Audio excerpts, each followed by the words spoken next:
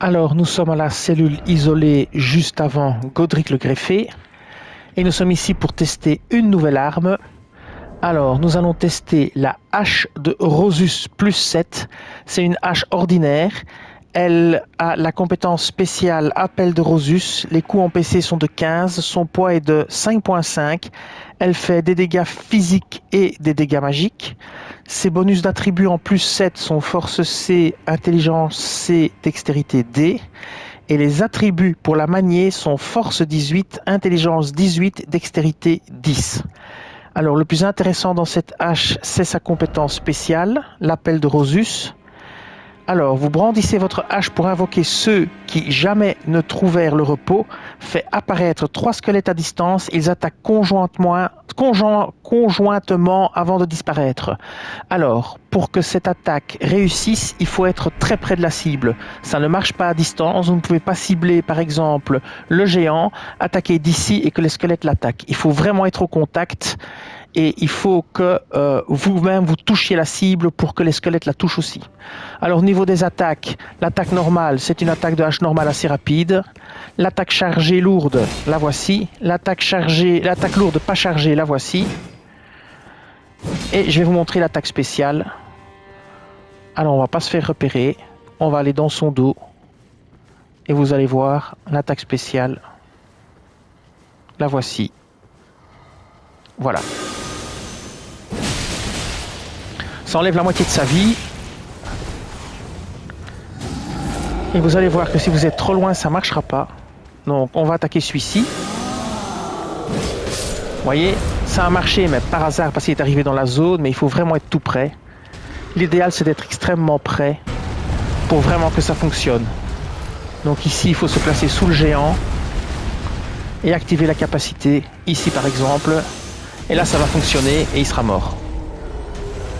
Pareil pour l'autre ennemi, il faut être assez près et on peut être interrompu. Donc voilà, vous voyez, ici ça a quand même eu le temps d'invoquer 2 géants. Si vous faites interrompre vers la fin, vous allez invoquer 1 ou 2 squelettes. Mais si vous faites interrompre au début, vous n'invoquerez rien du tout.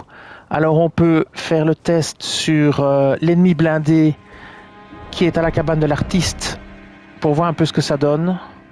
Alors on va se mettre... à la cabane de l'artiste ici.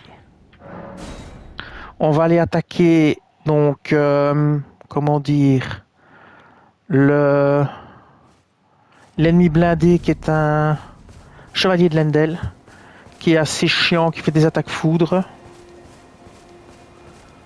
Alors vous allez voir, on va commencer par l'attaquer dans le dos pour voir déjà combien de dégâts ça va lui faire par défaut lors d'une première attaque. Et après ça va se compliquer parce que c'est quand même assez long à générer comme attaque. Et il faut être fort près. Et donc avec son bouclier et compagnie, ça n'est pas forcément l'idéal. Voilà, on va la faire ici. Et vous voyez, il a mis son bouclier, il a pris quasi pas de dégâts. Bon, ici par contre il a bien pris. Là aussi, il va prendre. Mais non, même pas. Ici. Et voilà, il m'a interrompu, mais j'ai eu le temps de générer les squelettes. Pareil ici. Voilà, les squelettes ont été générés. Donc vous voyez, si vous vous faites toucher à la fin de l'animation, eh bien ça fonctionne. Si vous vous faites toucher trop tôt, vous aurez 1 ou 2 squelettes. Mais vous voyez que c'est possible de se faire interrompre et de quand même avoir les 3 squelettes qui attaquent.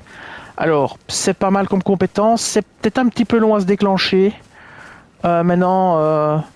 on ne se bat pas non plus qu'avec la compétence spéciale. Mais voilà, contre un géant c'est déjà plus efficace, contre les petits ennemis aussi. Mais voilà, ça ne fait pas d'AOE non plus, ça tape au même endroit. Par contre, si celui qui apparaît dans le dos est un peu plus en arrière, il touchera quand même. Voilà. Donc, on peut encore une fois le faire sur le géant pour vraiment voir comment ça fonctionne. Ici, on va retourner à la cellule isolée. Et vous allez voir que si vous faites pas comme j'ai fait, mais vous faites un enchaînement normal, ça fait le job. Donc ce que vous faites, c'est que d'abord vous enchaînez avec une simple attaque unique spéciale en concentrant ici. Et puis directement après, vous concentrez avec des attaques normales. Et voilà. Et ça fait le job, quoi. Il faut être fort près quand même. Hein. Voilà. Il faut être fort près quand même. Voilà, il n'y a pas grand chose à dire d'autre sur cette arme. Je vous dis merci et à bientôt.